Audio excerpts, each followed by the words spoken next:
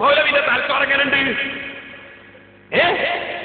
84 ഇറങ്ങാൻ തുടങ്ങിയ അല്ലിർഫാദിന് വഞ്ചനുണ്ട് എന്ന് 73 അവതാരികയുടെ ബുക്കിൽ എങ്ങനെ വന്നു മൗലവി? അപ്പൊ നിങ്ങൾക്ക് മനസ്സിലായോ? ഈ പുസ്തകത്തിൽ പിന്നീട് ഉസ്താദ് എഴുതിക്കൊട്ട പുസ്തകം ആണ്ട് നേർച്ചയും ചില അപവാദങ്ങളും എന്നതല്ല, മറിച്ച് ആണ്ട് നേർച്ച എന്തല്ല എന്ന് ഷിഹാബുദ്ദീൻ അഹ്മദ് സാലിയാത്തിയുടെ ഫത്വയാണെന്നും പറഞ്ഞൊരു സാധനം കൊണ്ടുവന്ന് ഇത് വിവർത്തനം ചെയ്യട്ടെ എന്ന് ചോദിച്ചപ്പോൾ ഒപ്പിട്ട് കൊടുത്തതാണ്. അത് പിന്നെ കൊണ്ടുപോയിട്ട് ഇർഫാദിനെതിരെ വരെ എഴുതിയ ഒരു ബുക്കിന്റെ ഇപ്പുറത്ത് കൊണ്ടുപോയി ചേർത്തവരാരാന്ന് നമുക്കറിയില്ല. കെ മുഹമ്മദ് കോയ ഇപ്പൊ മരണപ്പെട്ടുപോയി. അദ്ദേഹം ജീവിച്ചിരിപ്പുണ്ടെങ്കിൽ അയാളോട് ചോദിച്ചു നോക്കാമായിരുന്നു. എനിക്ക് തോന്നുന്നത് അയാൾ ഒരു വയസ്സുള്ള ആളാണ്, അയാൾ ആരോ പറ്റിച്ചതായിരിക്കും. ഇതാണ് അതിന്റെ ഉള്ളിലുള്ളത്. അപ്പൊ അല്ലെങ്കിൽ മൗലവി ഒരു കാര്യം പറ, 73 എഴുതിയ ബുക്കിൽ 84 മാസികന്റെ പേരുണ്ടാവും, അതിൽ വഞ്ചന നടത്തിയ ചരിത്രം ഉണ്ടാവും മൗലവി ഒന്ന് പറ. നമുക്കതാ കേൾക്കേണ്ടത്. മൗലവി ഒരു കാര്യം മനസ്സിലാക്കണം. സുന്നികളാണോ പറഞ്ഞത് സത്യമായിരിക്കും, മുജാഹിദാണോ പറഞ്ഞത് കളവായിരിക്കും. കേട്ടോ, ഞാൻ സുന്നിയാണ്, ഞാൻ പറഞ്ഞത് സത്യം. തെളിയിക്കട്ടെ മൗലവി. അതൊന്ന് കാണിച്ചു. ഞാനിവിടെ ഒരു പുസ്തകം വായിച്ചു, ആണ്ട് നേർച്ചയും ചില അപവാദങ്ങളും ഞാൻ ചുരുക്കി പറയണത് പിന്നെ നിങ്ങൾക്ക് കാണാം. ഈ ആണ്ട് നേർച്ചയും അപവാദങ്ങൾ എന്നുള്ള പുസ്തകം വായിച്ച് ആ പുസ്തകത്തിൽ മുട്ടും വിളിയും കരിമരുന്നും കുഴൽ വിളിയും ഒക്കെ ന്യായീകരിച്ചിട്ടുണ്ട്. കരിമരുന്നൊക്കെ ആ പുസ്തകത്തിന് അവതാരിക എഴുതിയത് സാക്ഷാൽ AP അബൂബക്കർ മുസ്ലിയാർ കാന്തപുരമാണ്.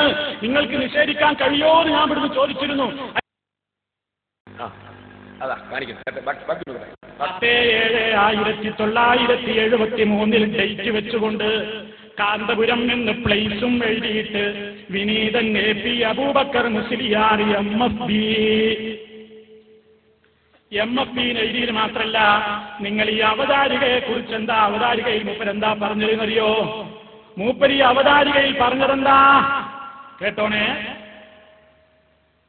മഹാനായ മർഹൂം ശാലിയാത്തി അവരുടെ പാവന സ്മരണ നിലനിർത്തുവാൻ നിയുക്തമായ പ്രസിദ്ധീകരണ ബ്യൂറോവിന്റെ പ്രഥമ പ്രസിദ്ധീകരണമായ ആണ്ടുനേർച്ചകൾ എന്തല്ല എന്ന ഈ പുസ്തകത്തിന് ഒരവതാരിക എഴുതുവാൻ അനുഗ്രഹിച്ച അല്ലാഹുവിനെ ഞാൻ ആദ്യമായി സ്തുതിക്കുന്നു.